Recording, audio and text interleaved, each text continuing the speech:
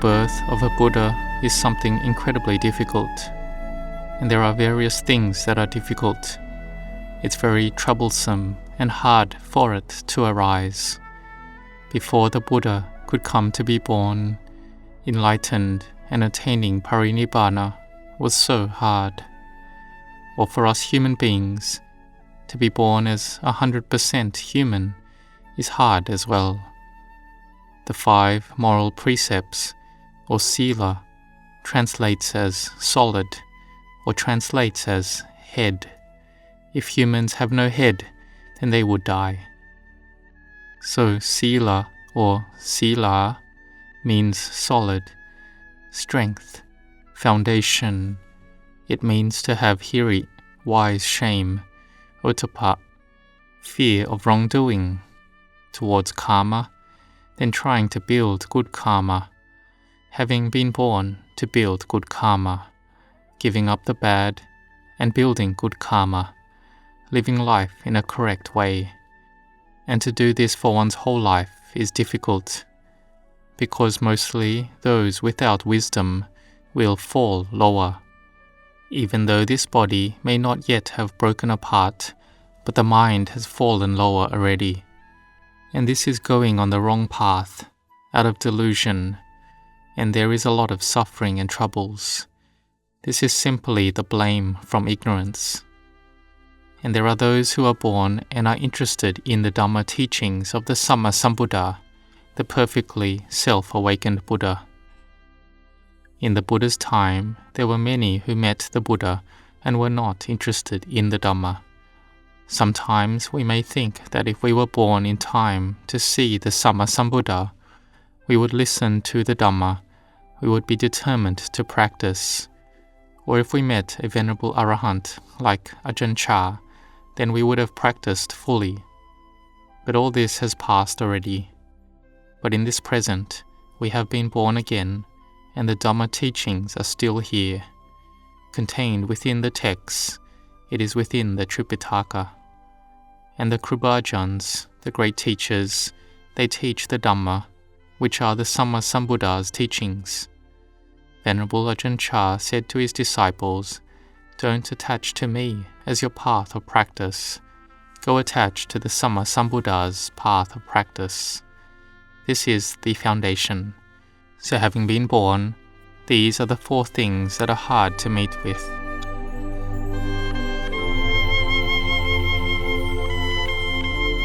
Having been born, there is a question as well. The Samma Sambuddha had wisdom, and he asked, why do we have to be born as well? And being born, why do we have to have separation as well? Why do we have to experience suffering as well? In life, why must we experience hardships like this? Why must we age, get sick, and die too? Why do people have various sorrows? The Samma Sambuddha brought this question up in his heart. It wasn't that he didn't have any questions, and he also sought the way out, until he came to the thought that if there is hot, then there is cold. It is a pair. There is darkness and brightness. There is night and day. There is birth and death. It is a pair. Then there should be that of no birth and no death as well. He was able to think this way. This was the Barami, the spiritual accumulations of the Samma Sambuddha, the Parama Bodhisattva, the great Buddha to be, with full Barami. He set up the question and would seek to find the answer. And we have to remember that his Barami and insight knowledges was full already. He had firm determination and could do it until he succeeded. And what about for us? We are born as well. It is according to our karma. We have karma as our birthplace, which differs between individuals. Some people meet suffering as a child, but grow up and get happiness. They have everything of all sorts. Some have happiness when they are born, but at the end of life meet with suffering. It's called coming from darkness and going to darkness, or coming from darkness and going to brightness. Some people have a lot of merit, coming from all brightness, and going to brightness again. Like there were the Savakas, noble disciples of the Sammasambuddha. Some of them had a full brightness in the mind. It was the brightness of Parami, having brightness coming out to see, and it was amazing. So this is in regards to someone with merit and spiritual development coming to be born.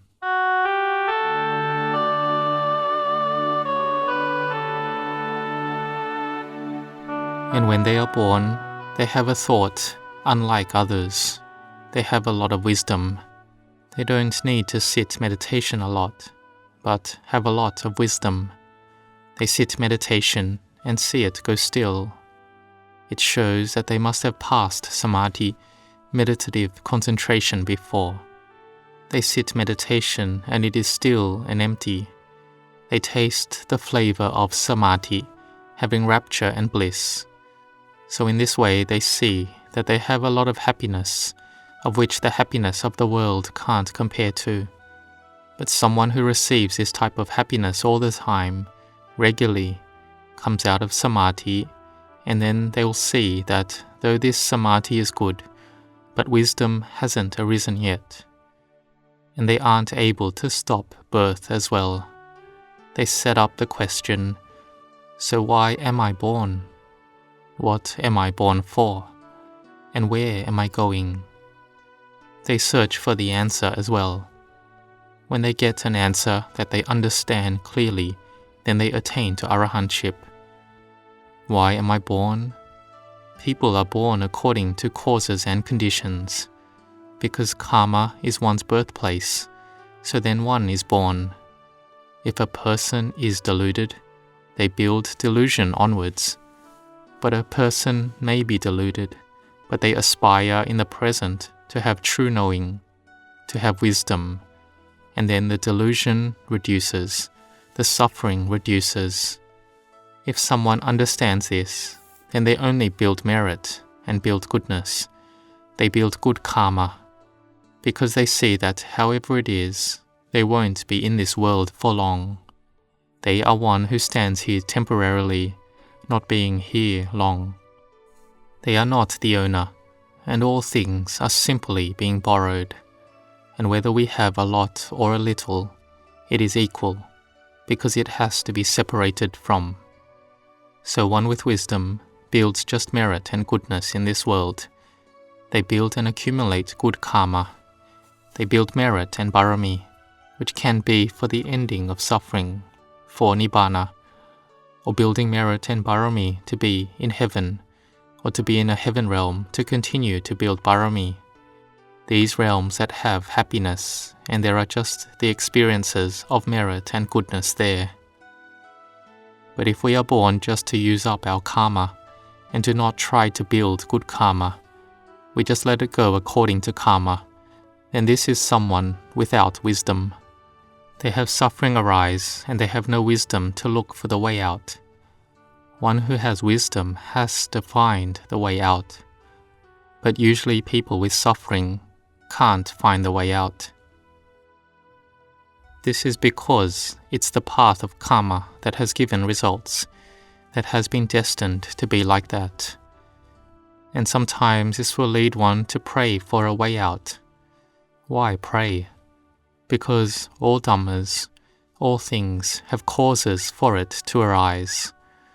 When we have made the causes, then we will receive the result of that cause. It is the fruit. If we accept it, then the heart doesn't suffer.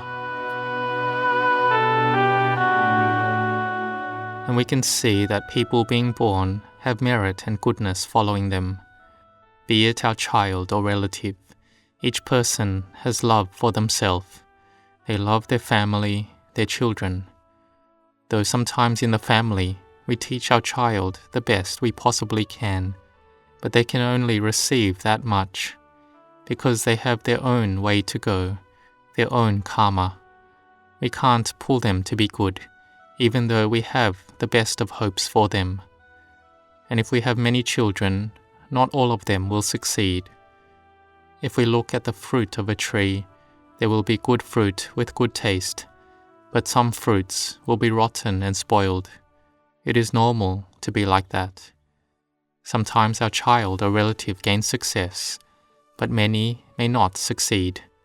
It goes according to karma, following the way of their karma, following the destiny of their karma, according to their merit and spiritual development.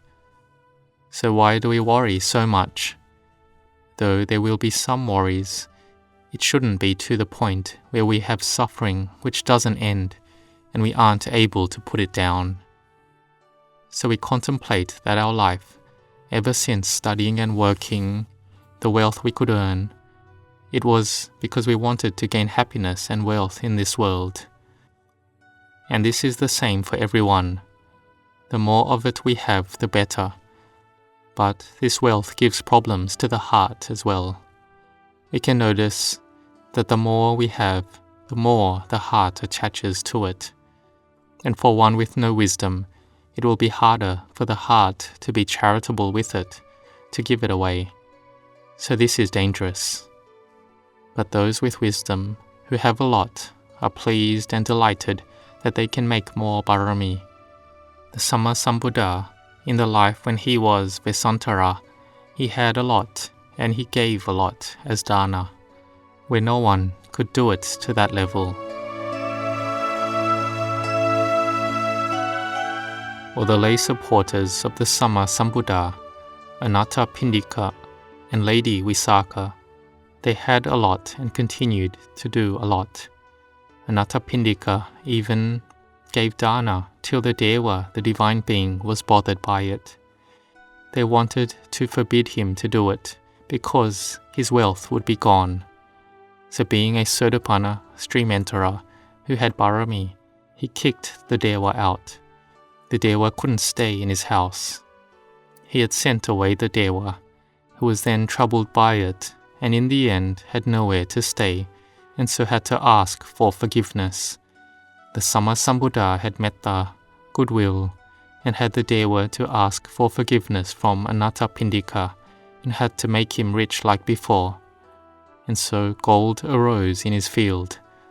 Like the present day, some countries may find an abundant gold field under the ground.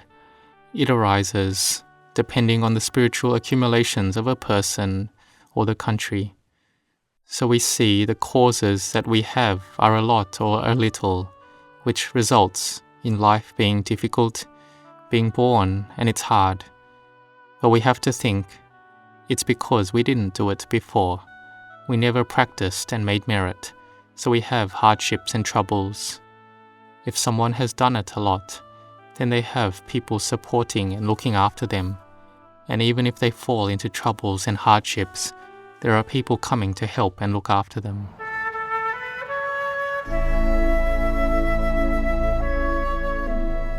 We are born and have grown up like this. We gather and live together in society. And we can see that society can be chaotic. All people have good and bad in our hearts. But we people argue and dispute constantly that we are good, that person is not good. So we have troubles arising. So this birth of ours is our good fortune, that we can have completeness and have life to the present day is our great merit.